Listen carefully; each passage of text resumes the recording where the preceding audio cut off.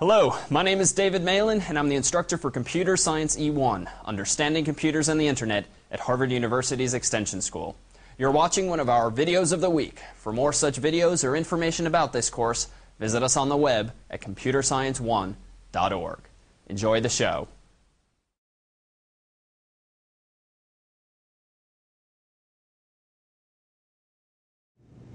Hello, I'm Dan Armendariz, a TA for Computer Science E1. You're watching one of our videos of the week. In this video, I'm going to be talking to you about digital photography. It's a personal favorite of mine, but you may know that this is actually a very huge field. It's going to be a bit much like trying to condense a college course into 5 minutes of video. So here we go.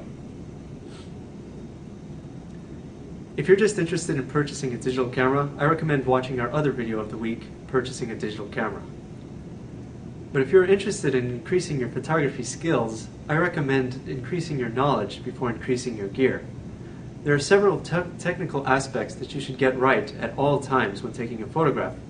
This includes such things as setting the correct image type, setting the correct exposure, just some basic things like this. But if you don't understand the basics behind this information, it'll be very difficult to get a technically perfect photo. Without a technically perfect photo, you'll be unable to focus on the artistic aspect of it, no matter what it is. If you're taking a photo of your kid, you don't want him to look washed out or overexposed. Now, to better understand exposure, you have to realize that there are several fundamental features that all cameras share. It doesn't matter if it's digital or film. First, there is a way to focus the light. Usually that's in the form of a lens. Next, there has to be a way to capture the light. In film cameras, that's of course the film. In digital cameras, there's a tiny sensor on the inside that captures the light. The third way is that there has to be a mechanism for allowing light into the sensor. Now I actually have an example for you of a very old style of camera.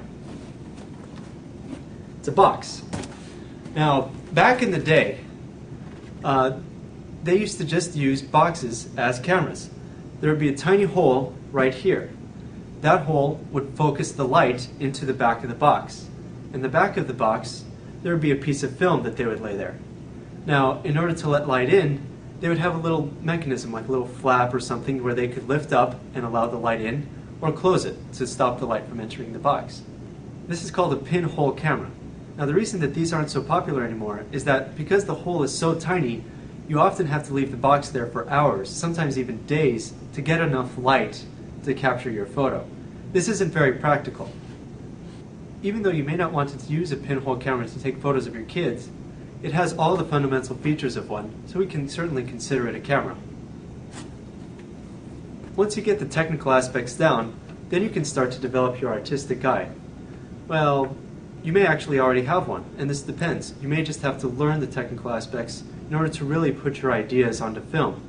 Or after you learn the technical aspects, you may realize that this opens up a number of doors for you, and you may become more creative just in realizing the limitations of a particular camera. Now, one of the things that you might hear people say is, wow, you must take really great photos, that's a great camera. This isn't necessarily true.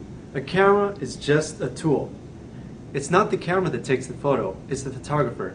You can give a great camera to a bad photographer and you'll still get a bad photo. You can give a bad camera to a good photographer and you still might get a good photo. So there are actually two analogies that fit this pretty well. Let's say you're in the market to purchase a new computer. Well, you don't just go out and buy the most expensive computer because it's the best looking or the fanciest looking. No, what you do is you buy the one that best suits your needs. You're not going to purchase a very expensive, very fast computer if you're not going to know how to use it, or if you're not going to use every aspect of that particular computer. Another example might be a race car. We all might like to purchase a race car and drive it around, but unless we know how to use it, we're really not going to be able to get the full speed out of it.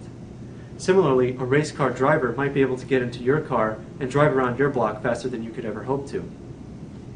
Even though a camera is just a tool, you do have to purchase the right tool for the job.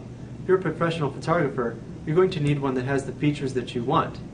If you're just an average consumer, however, you just want to get something that's relatively simple and relatively easy to use.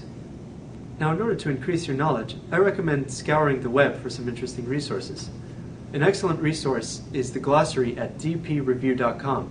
They have great technical details and a lot of information that you may find interesting. There are also a number of books out there that will help you in your quest for knowledge. For example, Canon publishes a book on some of the very technical aspects of how lenses work, how light bends in lenses, and how the lens captures light onto your particular sensor.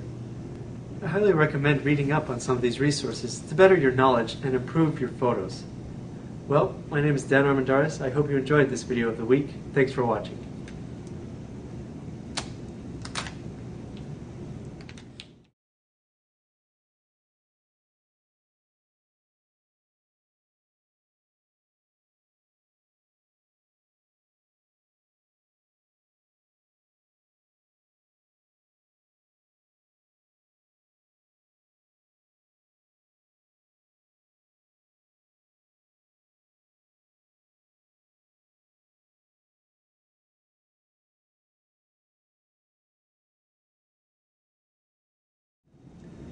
If you're just interested in purchasing a digital camera, I recommend watching our other video of the week, Purchasing a Digital Camera. Okay. This is the Department of Redundancy Department.